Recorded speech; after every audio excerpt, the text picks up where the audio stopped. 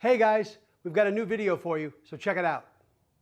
I wanted to introduce all of you to Jordan Montgomery of Home Savings and Trust Mortgage. Jordan was sweet enough to come out here today and hang out at the house, trying to make her a little bit more comfortable given her current condition. Jordan is 8 months? Almost 9. Almost 9 months pregnant and was nice enough to come out here and hang out. And so we wanted to try to make her as comfortable as possible. So tried to get something cozy and comfy so you can kick back and put your feet up. And yeah, definitely appreciate it. This is a great setup. And let me ask you some questions. Yeah. And what we went ahead and did today, Jordan is a fan of sweets. Yep. Things like cakes and muffins and things like that. So we went ahead and made some streuseled or pumpkin streusel muffins today. And I went ahead and made a homemade maple glaze. Wow. With some confectionery sugar and milk and a lot of maple syrup, and mixed it all together and glazed the top. So we made you some muffins. Thank you. And so as I said, she is with Home Savings and Trust Mortgage. Yep. Right? And you are a lender, a Yes. loan officer. Yes. Loan officer. Tell me about that. What got you there? What got you to become a loan officer? Yeah. So I have now been in the business. I'm going into my 7th year, which has flown by. It's gone by very quickly, but I got into the business. My dad actually has been in the mortgage business for 30 years, a little over 30 years now. Mm-hmm. So I grew up around it. I just remember going to, basketball games, being in the car, my dad always answering his phone on work calls. I feel like I knew what an FHA loan was at the age of 10, just because I grew up around it. And then after college, after I graduated, I tried to figure out what I wanted to do. I studied business with specialization in marketing and entrepreneurship. I didn't really know what I wanted to do, but I figured, those two things would help me in anything I wanted to do. Mm-hmm. So once I graduated, I took a few months to just interview with different family friends and people in different lines of work in the business industry, even some government contracting, to figure out what I wanted to do. And at the end of the day, I decided, I wanted to be in the mortgage business, wanted to work with family, and also be able to help people, obtain a home ownership. Okay. It makes perfect sense. Yeah. So what went into that? I mean, okay, so you become a loan officer, you're licensed. Mm-hmm. And is that Virginia? You're licensed in Virginia, or if you're licensed as a loan officer, you're licensed, period? So each state has their own specific requirements for licensing. So I'm licensed in Virginia, DC, Maryland, and West Virginia. So kind of the main states, around this area. My hands are clean, I promise. You're fine. That's for you. Thank you for so when much. You're ready. Okay. And I'm going to have one as well. Awesome. And what does that entail? Obviously, I was going to ask you what you studied in school. Yeah. But you already covered that. I did specific schooling for real estate. Right. Right. I don't think it even scratches the surface as in depth as yours has to be. But did you go to, there's real estate school, right? Did you go to loan officer school? Not really. A little bit. There are courses and trainings you can do online that kind of prepare you for the test you have to take. So I did some of that online training to learn about all the, regulations in place, fair housing, whatnot. Probably some similar to what you've learned, mm-hmm. but a lot of the different, financing regulations that they have in place. So we did all of that training. I did that this summer after I graduated. They have a lot of quizzes to prepare you. The test is actually pretty hard. A lot of people typically will fail it the first time just because it's very hard. But then you do that test, and then once you pass, you're licensed and able to start working. I will say the test, it teaches you a lot about the regulations, but once, probably like real estate too, after you take the class, once you start real estate or the mortgage business, you learn a lot more, and it's different than what studied for. Yeah. So. Oh yeah. It's like, did you ever see My Cousin Vinny? No, I haven't. Oh man. She goes, didn't you learn that in law school? He goes, no.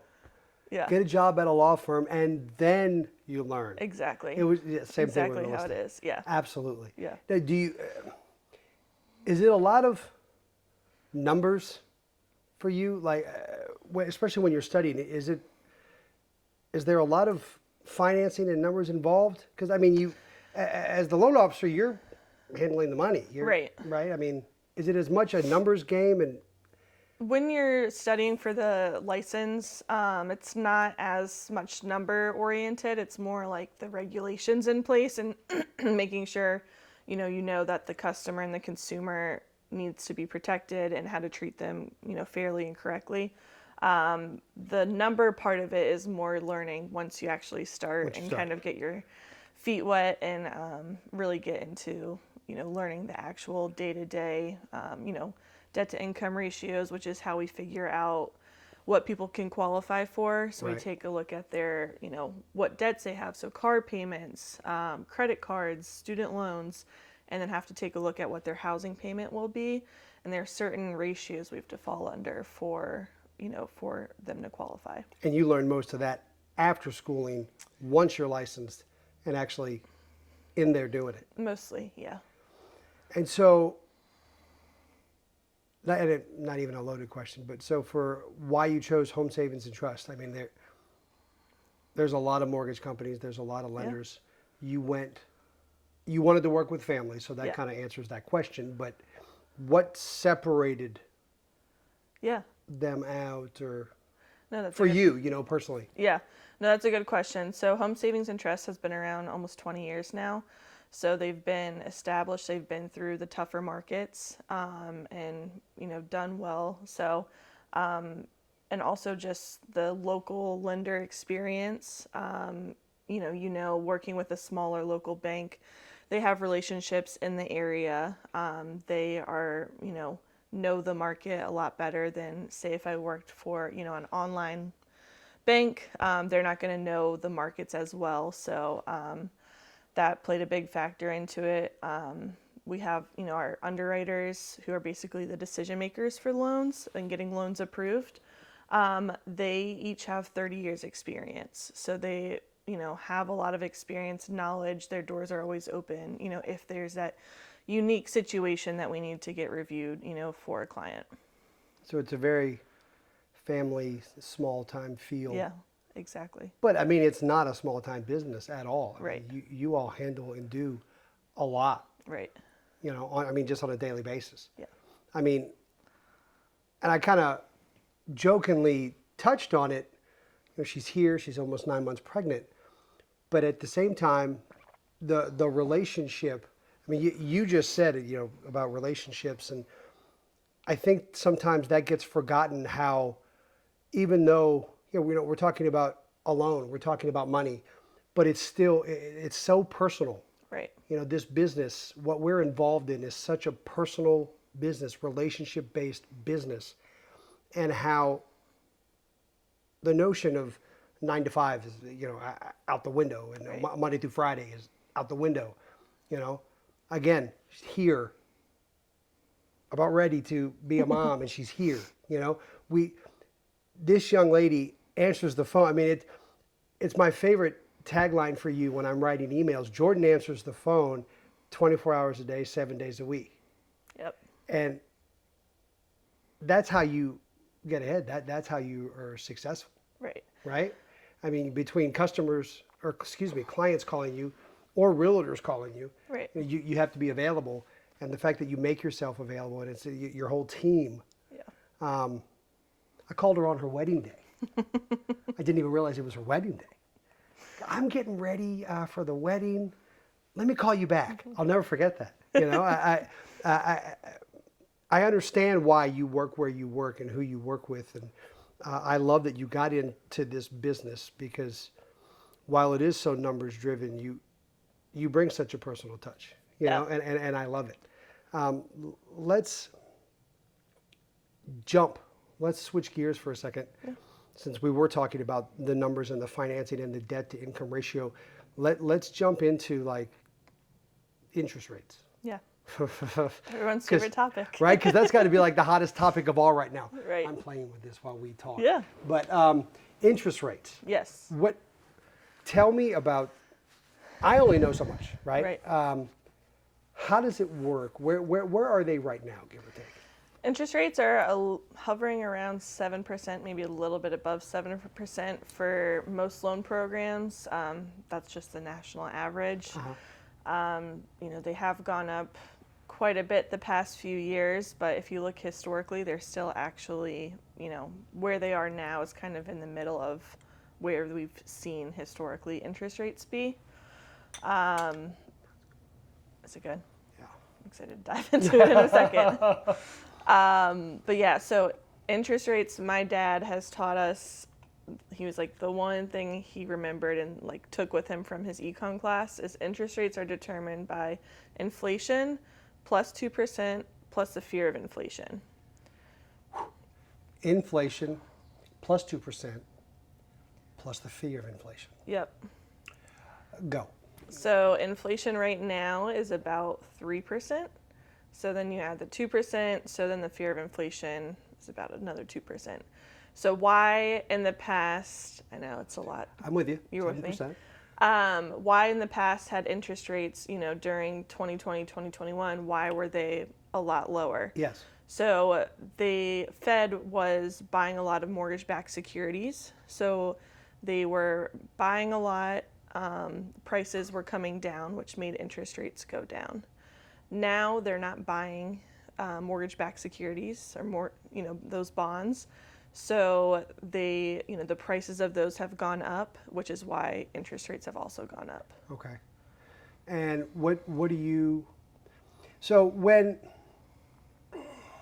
you're talking to a client, or heck, you're talking to me or any realtor, and where are interest rates? And you answer and say, okay, well, where are they going?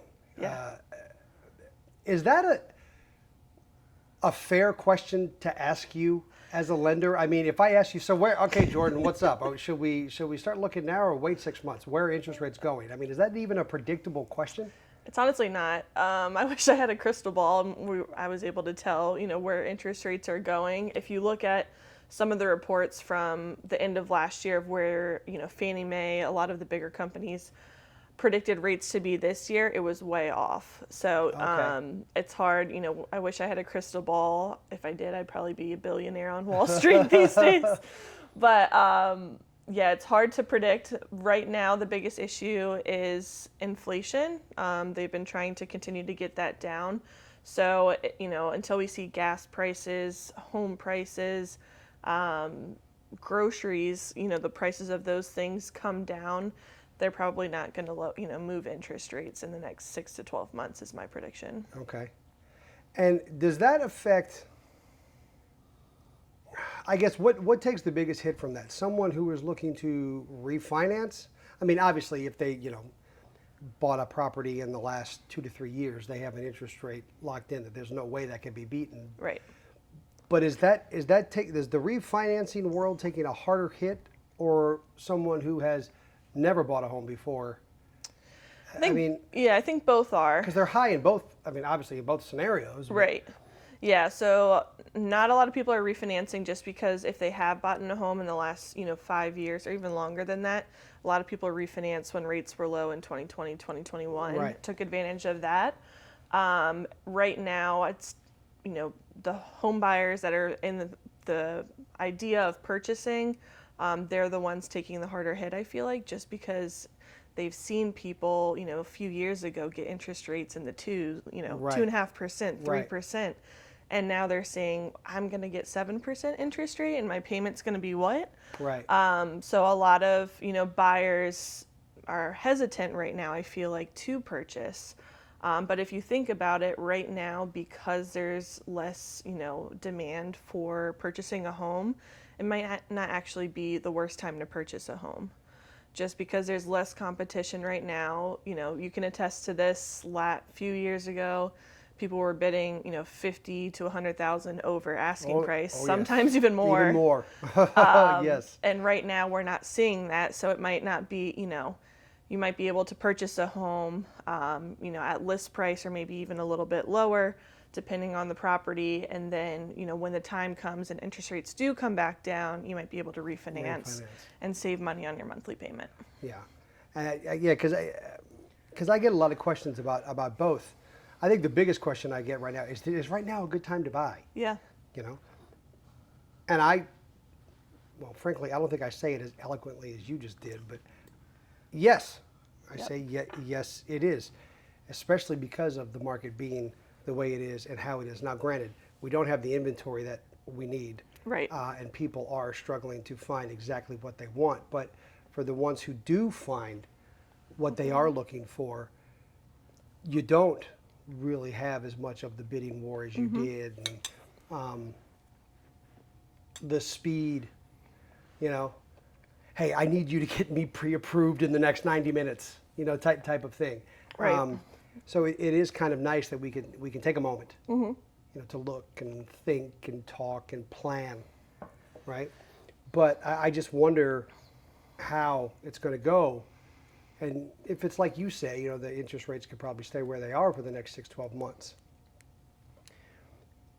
It allows for some planning, right? Right? I mean, it allows for Exactly. time. Yeah. What can a buyer, whether it be a first-time buyer or someone buying a second property, what can they do to properly prepare for the current interest rate and the loan that they are going to hopefully qualify for, and options they have? What can they do to prepare for that? No, that's a great question. One thing that I suggest is talk to a lender early. So even if someone has a lease up not until next summer, it's still, it's not too early to talk to a lender, just to run preliminary numbers, just to get a feel of what their payment would be, how much cash they would need out of pocket. We can actually do a pre-approval with a soft credit pull. So even if someone's looking to purchase next summer, we can do the soft pull now.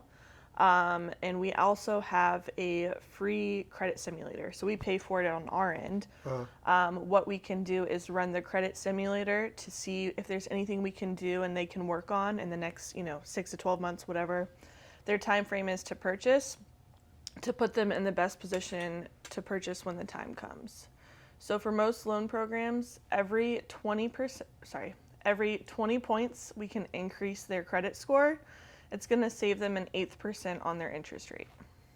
Oh, wow. Okay. Every 20 points equals 1/8%. Yes. Okay. So if if someone has, decent credit, or even if they think they have good credit, talking to, a lender earlier on and running those numbers, we can at least put a plan together to put them in the absolute best position comes, when the time comes for them to purchase. I love that. Yeah. So someone talks to you and you're doing the soft credit check and you're getting preparations done, and or they get pre-approved. How long does that last? A pre-approval is good for 90 days. 90 days. We can extend it from there if needed. So we'll just check in to make sure no new debts have been opened, nothing's changed with their employment. That's something obviously we would want to know throughout the whole process. Nothing's changed, they don't change jobs or whatnot. But yeah, 90 days. And the biggest thing affecting or contributing to your loan potential is your credit score? There's a few factors. Credit score is definitely, one of the factors that plays a part in what they qualify for and their interest rate. There are other factors like how much a down payment you're putting down, debt to income ratio, which we mentioned earlier, Right. to figure out how much someone can qualify for. So there's a few, pieces to the puzzle that make the whole, loan product feature. And you determine all that after reviewing all their financials and the credit check and that sort of Yes. thing. And that's, you look at the debt to income, look at where the credit score is, establish what can be done in this much time. Yeah. So the sooner the better.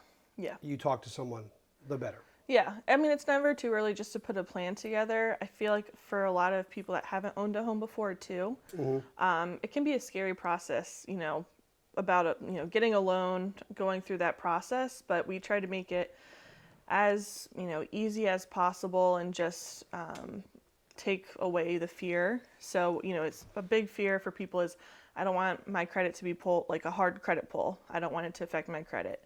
So now that we can do soft credit checks, that's going to take away that fear that a lot of people have is they're like, I don't want my credit touched until I'm ready. But now with the soft credit pull, it's not going to affect, their credit score. But does that still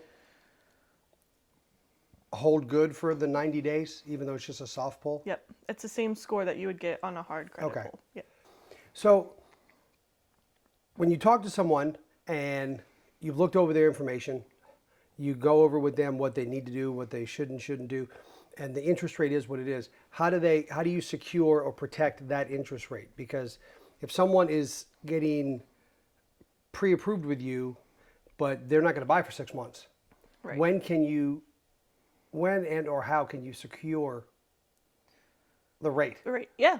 So you can't lock in your interest rate until you have a ratified contract on a property. Okay. So typically when I'm sending, if it's 6 months out, I'll send estimates. I'll say, the interest rate today, as of today, is this. So you get a feel for where rates are today. And then, once they get under contract, they have, identified a property with you, have a ratified contract on it. Then we're able to lock in their interest rate. Okay. So there's nothing like a lock and shop type thing. Yeah. That's gone. Yeah. That's Okay. gone. I will say one thing that our company does offer that I think is great is once someone has a contract and locks in their interest rate, we have a free float down. So Right. basically, if rates drop by more than 0.25% once you're under contract prior to your closing date, we're able to float you down to that lower interest rate at no cost. So it does happen Which is a money occasionally. saver. Yeah. It, if the market moves really quickly downwards, we're able to do that, but it also, gives you protection that your rate's locked in. So if rates move upward, you're not, still safe. you're still Yeah. safe. That's the highest that it would be. And is a first-time buyers, whether you're a first-time buyer or buying your second property, does that affect the interest rate? Yes. It does. Yes. So there are some different factors that play into it. There's different loan programs that have different interest rates. The best loan program out there with the lowest interest rate is a VA loan for veterans. Okay. So those interest rates are a lot lower. If we're talking about conventional loans, if you're a first-time home buyer, with good credit versus if you're buying an investment property, those rates are going to be different as well. Investment property rates are typically higher. There's a larger down payment required for those properties as well. And okay, so conventional loans, VA loans, and you have to be a veteran. Yes. Can you be a family member of a veteran? No. No. Unless you're a widow using it for the first time, and your spouse was either died in service or from a service-related injury, then a widow would be able to. Oh, wow. Okay. Yeah. Okay, so veteran, conventional. What else? What other loan option? There's FHA, FHA loans. first-time buyers. So you don't have to be a first-time home buyer to use that. Why FHA loans are good sometimes is if someone has a little bit lower credit score, they're not going to be affected as much in terms of their interest rate and mortgage insurance as if they went, if they were looking at a conventional. They also have a little bit more flexibility in terms of debt to income ratio. So if our ratios are a little bit higher, it might make sense to go the FHA route. Okay. And now what sort of help or attention does a first-time buyer get? Yeah. So I like to, set up an initial phone call with someone to go through, any questions they have. A lot of first-time home buyers have a lot of questions, and a part of my job and the part I enjoy a lot is educating, first-time home buyers. So taking the time to kind of walk through what the pre-approval process looks like, the different loan options that might be available. In the state of Virginia, there are some good first-time home buyer programs through Virginia Housing. I actually closed a loan 2 weeks ago for a teacher. She was able to do 100% financing, so didn't have to bring a down payment. And we were actually able to get her Spark funds, which through different counties, counties are allotted funds for Spark. So basically, it's a 1% interest rate reduction for the life of the loan. So let's say her interest rate is 7%. She was able to get a 6% interest rate for the life of the loan. Okay. So as a teacher, not having to put any money down and also getting a lower interest rate and payment was a huge help for her. Yeah. So there are a lot of Wow. awesome, programs in the state of Virginia for first-time home buyers. And you don't have to be, correct me if I'm wrong, to be a first-time home buyer does not necessarily mean you've never bought a place before. You can still qualify or be labeled a first-time buyer as long as you haven't purchased a property in 3 years? Yeah, you haven't owned a property. Haven't owned a property. Yeah. In So 3 let's years. say you sold a home, you owned a home in Alabama and you sold it in 2019, been renting up here since, you'd be considered a first-time home buyer, which is great. Yes, it is. Yeah. Because you get all Yeah. those options. Now, do you have a, so let's say it's a veteran who's never bought a property before.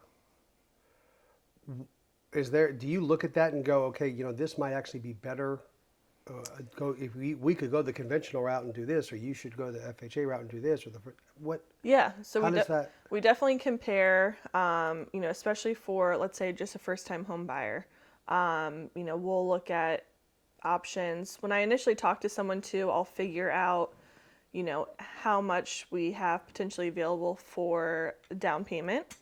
If someone says, I want to put as little down as possible, we'll look at different options like a 3% down payment option, or do the Virginia Housing that I just mentioned, 100% financing. So we can kind of compare, which might be best, and I'll be able to provide estimates so they can see the difference in the monthly payment, cash out of pocket for the different loan programs. So I'll walk through that with them and kind of figure out, what might be best. And the loan program that you're getting can help affect your interest rate, Correct. right? Correct. And there are ways to talk about the points. Yeah. So each of the loan programs have different, interest rates. I will say with, right now, because interest rates are a little bit higher than they have been, a lot of people are opting to pay points. So basically 1 point is 1% of the loan amount. So let's say your loan amount is $400,000. To get a little bit lower interest rate, so let's say we're just using 7% because it's an easy number. Instead of getting 7% interest rate with paying no points, you could get 6.75% interest rate with paying a point. So a little bit lower interest rate, and then you would pay that 1%. So if your loan amount's $400,000, let's say, you're paying $4,000 at closing for that lower interest rate. And that helps. Yeah. Is that available to everybody? Yes. So you can always, Yep. hey, can I buy a point, buy 2 points? Yeah. I'll provide options, a no point option, typically at paying half a point, 1 point, and then if someone wants to see, more, we'll run the numbers. Sometimes it doesn't make sense because the break even, is really far from now, let's say if it's typically once it gets past 7 years, it's not going to make sense, to pay the point. And you look at all of that. Yes. You'll look at the full life of the loan, right? Yeah. And you said you go to the 7-year mark. Well, I'll figure out where the break even is Right. with paying no points versus a point. Okay. Yeah. Okay. So the life of a lender, talking to the lender and working with the lender. Let's talk about that a little bit. Yeah. Because, and I think we touched on this sometimes, the fear people have of talking to a lender. Right. Because they're afraid of, I don't want my credit to be messed up. I don't want to, I don't want to find out that I don't qualify for anything. Exactly. How does that factor into your life, your day to day, and how you ease people The through tension. that? Yeah.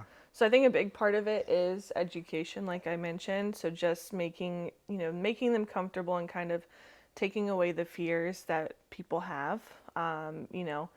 We can walk through the process. I let people know with the pre-approval, there's no cost or commitment. So if we go through, if they don't qualify for what they want right now, or if they just decide, you know what, I'm going to rent for another year.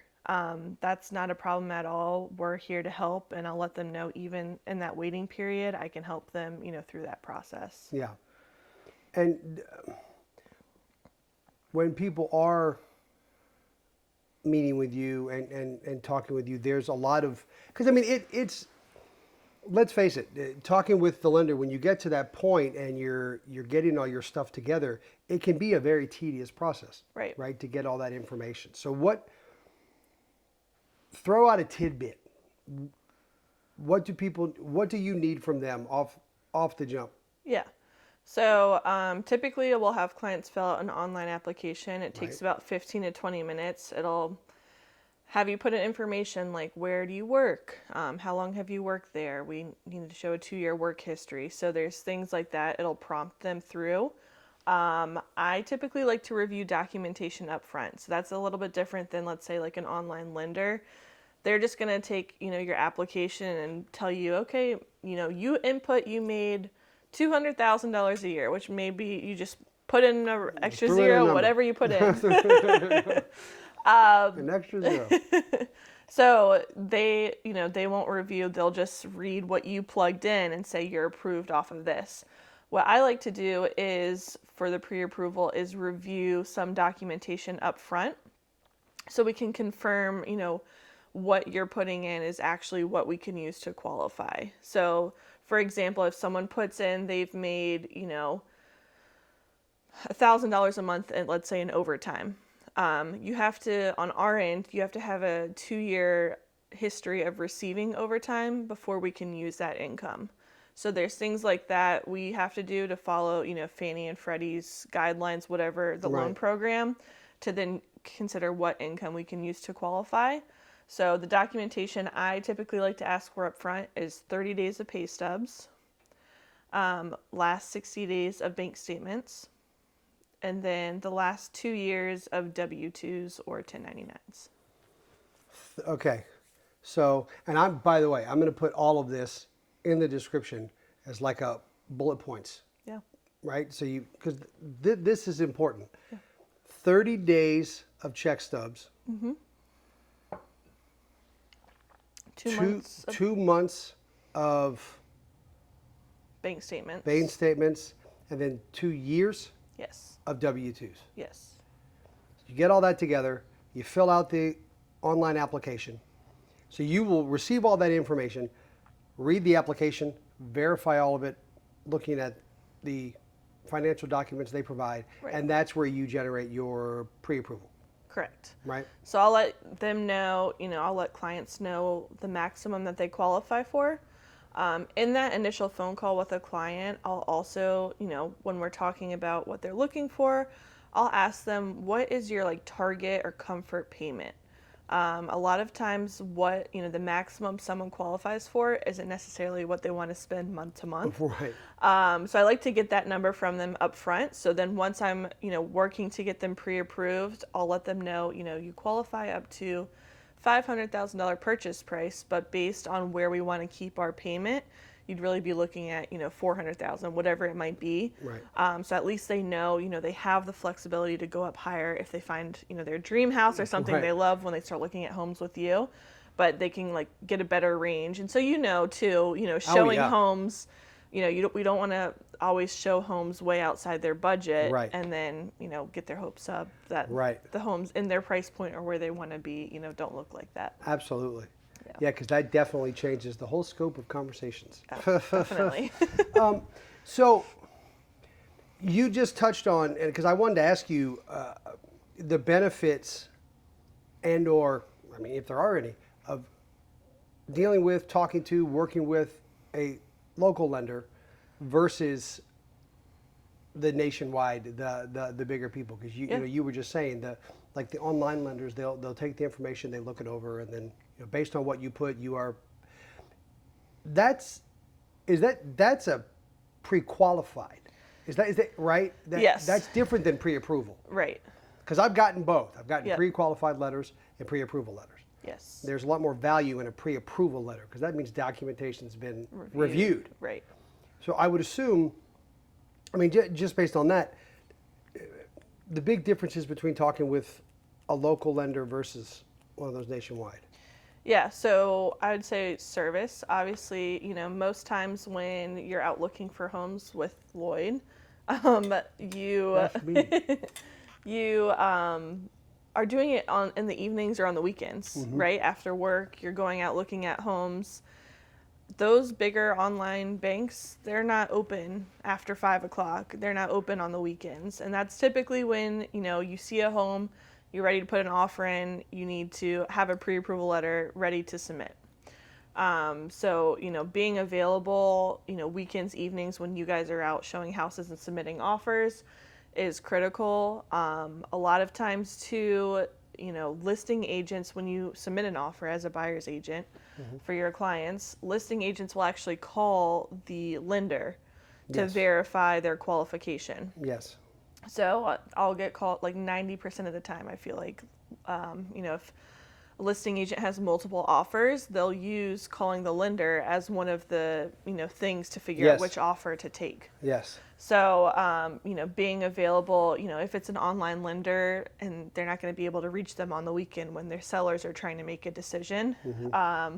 So being able to answer the phone, answer any questions the listing agent and sellers have to help, your buyer, win the contract is definitely huge. And another thing is turn time. So a lot of the bigger banks, they can't close loans quicker than 30 days. In the fast-paced market of this area that we've seen the past few years, most homes from when you're under contract to close, probably about 21 days, would you say? That's a long close Yeah. to me. So even quicker than that, which a lot of bigger banks can't accommodate those turn times, which Yeah. puts you as a buyer in a position, to not make your closing date and face the repercussions of that. Yeah. I mean, that does make sense because I know that,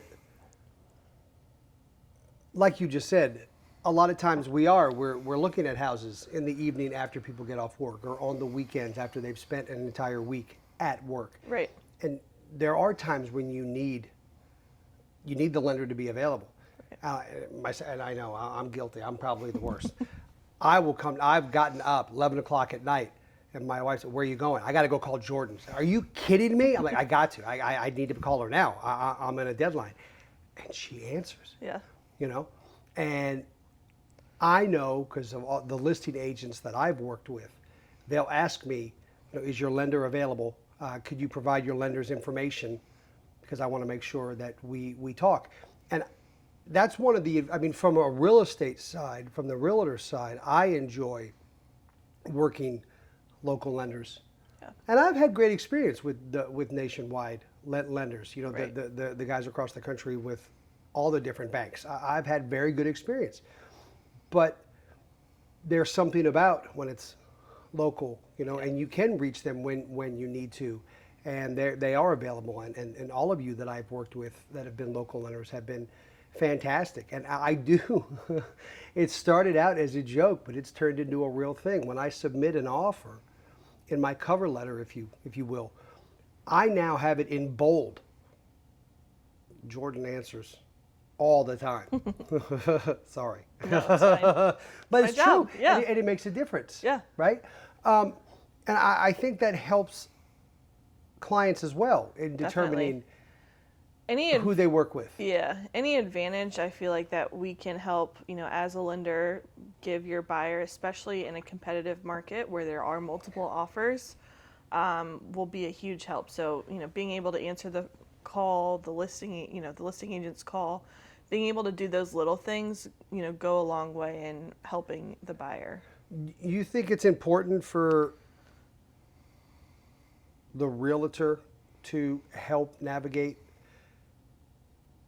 the lender experience and who the clients talk to? And I mean, obviously, I'm not pushing a lender on anybody, Right. But if they ask me if I know one or have one, yes. Right. Do I make my recommendations? Of course. Right. Because I think when people ask me about the lenders, I always say that the most important factor is their ability to close on time. Right. Is that accurate? I mean, Yeah. that's the most important thing, right? Yeah. And so I think it is beneficial as a realtor, for me to be saying, I think we should definitely talk to this person, because I mean, some lenders are faster or different or move better with certain scenarios than others. Right. But I mean, do Yeah. you think that helps, or? Yeah, and there's also some accountability because we work together, quite a lot, where if I'm not giving your clients great service, you could fire me. I could be replaced. So there is some accountability with a local lender, a lender that your agent works with, regularly. There is accountability, to make sure I'm doing a great job providing your clients great service, taking care of them. That does go a long way as well. Yeah, I would agree. And I don't want anybody to ever think that I'm trying to push something or someone, because obviously it is, at the end of the day, it is up to the client who we work with and which path we go down. But I want to advise them properly and make sure that I'm giving advice that's well received and also that's warranted. Right. And I do think that it is, because I do think it makes a difference. Absolutely. And I think sometimes with people, when it's a business transaction. Well, actually, no, it's not. It's a lot more than that. Right. Buying a home is definitely an emotional process. You only go through it, most people probably only go through it 2 to 3 times in their lifetime, maybe. Yeah. So, it is a big deal. It is a big transaction, but it's also somewhat, emotional and not just transactional. Mm-hmm. And it is something that you need to be walked through, no Right. matter how many times you do it, because it's different all the time. Exactly. I have people, they're like, I bought a house 7 years ago, but you go through the process and then you forget about it. Oh, yeah. And also, like you mentioned, things change. So having people like your team, people that can help you navigate the process again, is definitely huge. When do you, I mean, from a lender standpoint, when do you advise, or when do you think people should start looking and or considering like the whole refinance idea? I mean, is that something that everybody at some point in their home ownership should look at, or it's kind of like, hey, my interest rate is 2.6%. I need to leave well enough alone for the next 30 years? Yeah, it depends. Like in that situation, we're probably not going to see rates lower than that or that low ever again. So, in that situation, it's not going to make sense to think about refinancing most likely in the future, unless you're doing like a cashed out refinance where you have some projects around the house that you want to do, get some money out of the house. Right. That might be an option. Typically, if rates drop by 0.5% from where your rate is to where the current rate is, then that might make sense to look to see if it makes sense to refinance. Okay. So I'd probably say about 0.5%, lower than what you have is when it might make sense to, refinance. More important to look at the interest rate and where it is and where it's gone versus time. Correct. Okay. Correct. There is some time situations. So let's say if someone has an FHA loan, you have mortgage insurance for the life of the loan with an FHA loan.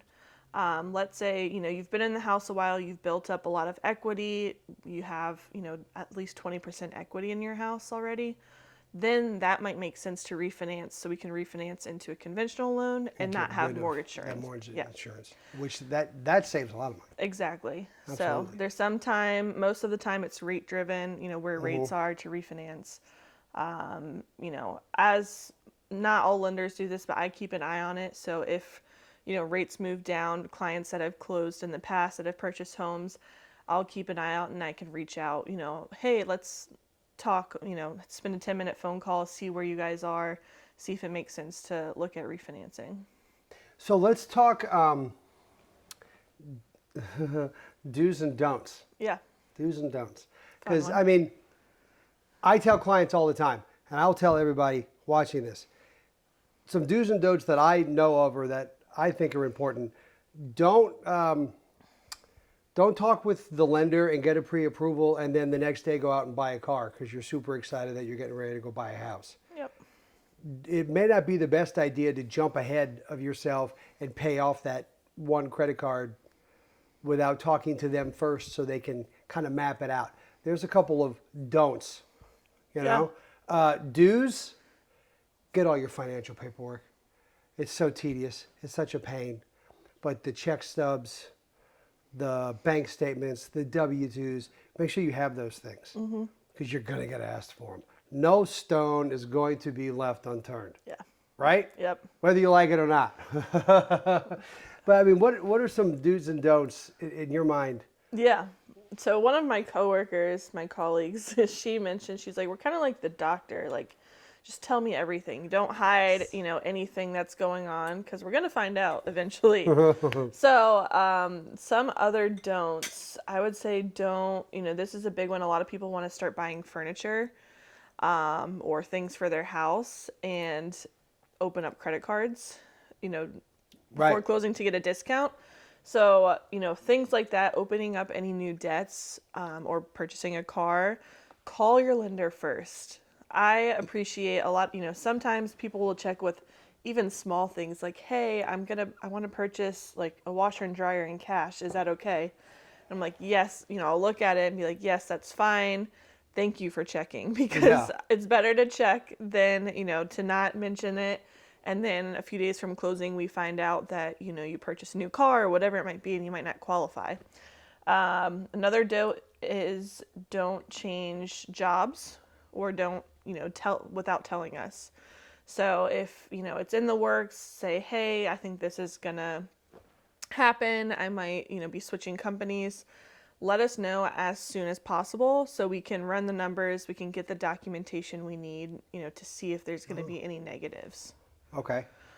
I'm trying to think what another do or don't is. Don't move money around is a big one. Don't move money around. Yes. So because of anti-money laundering laws, we have to document all funds being used for the transaction. So you're having your cousin, someone send you money that we weren't, expecting or know about.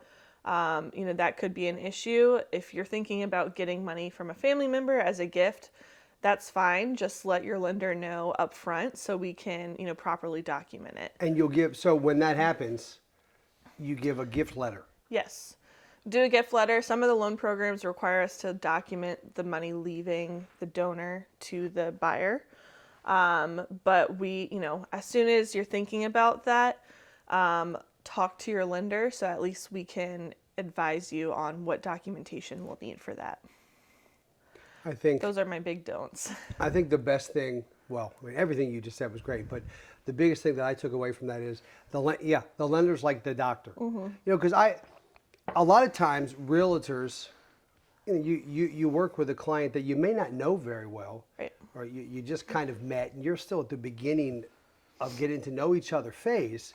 So I can understand maybe not telling me everything. Right. But when you go to talk to the lender, you tell them everything. Yeah.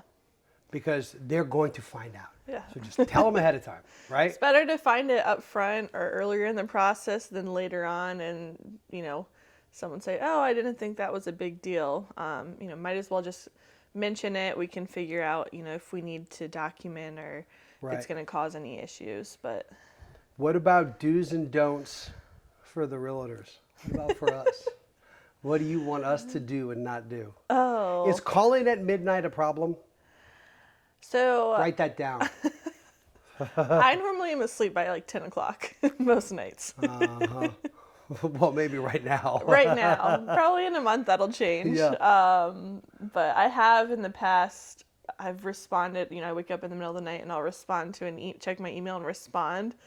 And I've had an agent be like, "Do you sleep? You responded at 3 a.m." I was like, I went back to sleep. I just had to Right.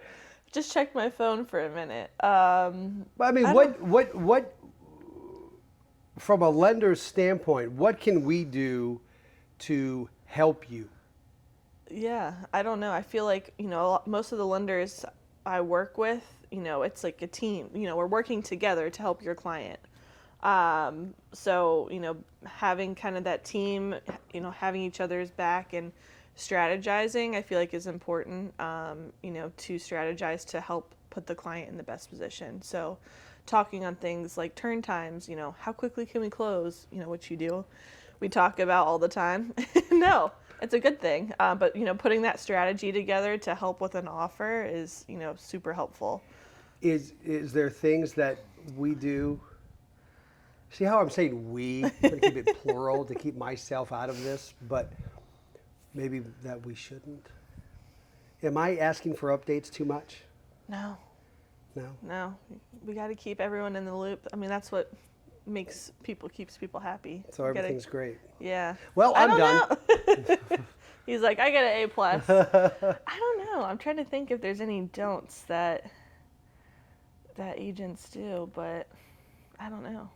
I feel like, as a lender, we're thankful for the partnerships that we have. So we, like I mentioned, we try to do a good job because it's a reflection on you. If you're referring someone to the lender, we want to make sure we do a good job because that's a reflection on the agent. Yeah. So Is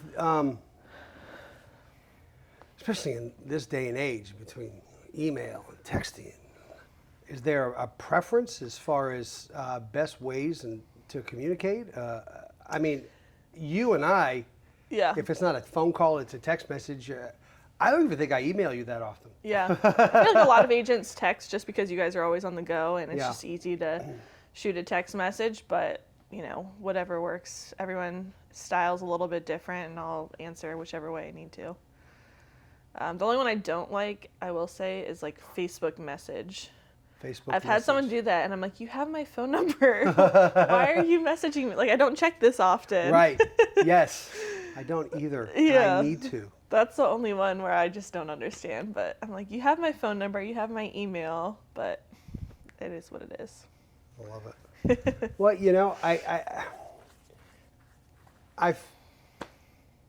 I feel like we touched on everything that I wanted to make sure that people got to hear. I wanted people to understand the differences in the loans, and I wanted them to understand the timing and paperwork that's required.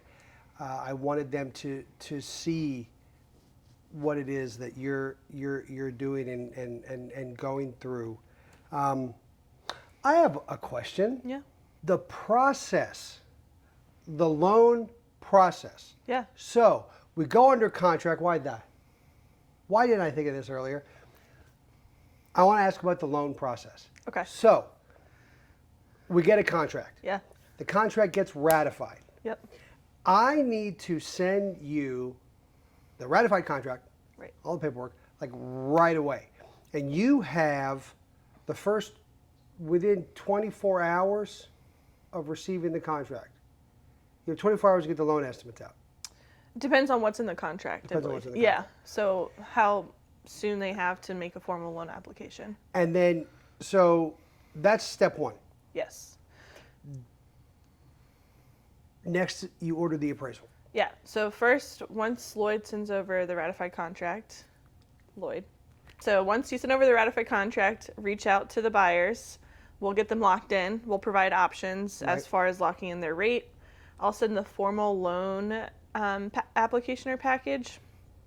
It's a bunch of documents they'll sign probably 2-3 times. Right. Again at closing.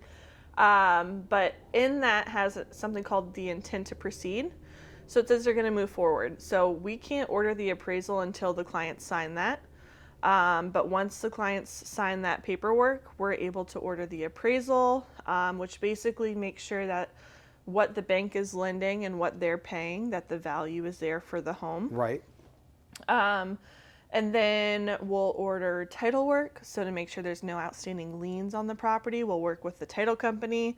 If you haven't watched the last video, I believe, with Katie Last Solomon. video, yes, with Katie Title Solomon. company, Champion Title. So that gets done. We'll work with them to make sure there's no, outstanding liens on the property, anything that could be an issue. And then we'll start our process to get their loan ready for underwriting. So we'll get any updated documents we need. If our, bank statements are a month or two old, we might need to get a new one. We'll have the buyer set up homeowners insurance. Right. So we'll have them reach out to, a lot of people bundle who they have their car insurance with just because they get a cheaper discount. Right. But they are able to shop and do that and provide us that information. And then we'll get it through underwriting. So the underwriter will review all of the documentation we have, anything that's missing for final approval, they'll let us know. And then from there, we'll get the clear to close. Every realtor's favorite phrase. Yes, favorite 3 letters in a text message, CTC. Yep. So getting clear to close means your loan's been approved. And then we just get ready, to go to closing where your buyer signs tons more papers and gets handed keys to their new home. So. And that process is anywhere from, like we said earlier, 7 to 20 days. And, yeah. And the reason why it's that many days is because of everything that's going on. Right. The ordering, the scheduling of the appraisal, the titles have to be researched and checked and moved. Yep. Money has to be transferred. Taxes have to be aligned and moved over and refunded. And that's why. Yeah. Yeah. I mean, we'll close loans, as quickly as 12 days if we need to. Obviously, in that time frame compared to like a 21-day close, we're moving a lot quicker than, if we close in 21 days, we can get it done, but everyone just has to work together to, close in that time frame. Yeah. Okay. Yeah, because I wanted to make sure that the process made sense, because I know that, and I tell clients this a lot, especially someone who's a first-time buyer. Okay, we got the contract, everything has gone to the lender, you're going to get some paperwork to sign in the next couple days, and then after that you need to hurry up and wait. Yeah. Yep. Exactly. And I'll keep you up to date as the time goes on, but I think there's a lot of time where they're just wondering what's going on. Right. And I wanted people to understand, there's between all the scheduling and the ordering and the moving of things around, it does take a few days, couple weeks. And 21 days is feels long to us, but it's still fast. Right. I mean, it's a lot faster than other parts of the country. Exactly. It takes longer. Other parts of the country can take 45 to 60 days is their typical, time to close. So, it is, even our longer turn times are quick. Right. When it's an investment property, is there more involved and it takes longer? Not really. Documentation-wise, it's about the same. If they own other properties, we'll have to get information on those other properties. But in terms of, the appraisal, that's all going to be the same process. One thing that's different is we'll get what's called a rent comp schedule on the investment property that they're purchasing. So we'll be able to see what that house will rent out for. So the appraiser will tell us, the market rent is, X amount. So we can use that for qualifying as well to offset some of the mortgage payment. Nice. But process is about, the same. Okay. Only one that's a little bit longer, I would say, is a VA loan. Typically, we'll need, a good 21 days for that because the VA has 14 days to get the appraisal done. Okay. And a lot of times the VA appraisers will take all 14 days. Right. So, right. Other loan programs, conventional FHA, we have local appraisers that we have relationships with that can get things done very fast. But the VA, it's a panel of VA appraisers, and it's random, whoever gets selected from the wheel, and it's 14 days. So that's a little bit longer than the other programs. Yeah, and you also have to factor in time for things like home inspections and all that kind of, and even time to remedy any issues if there are any. Or all the good stuff that you take care of that I don't have any part of most of the time. Well, I have to say,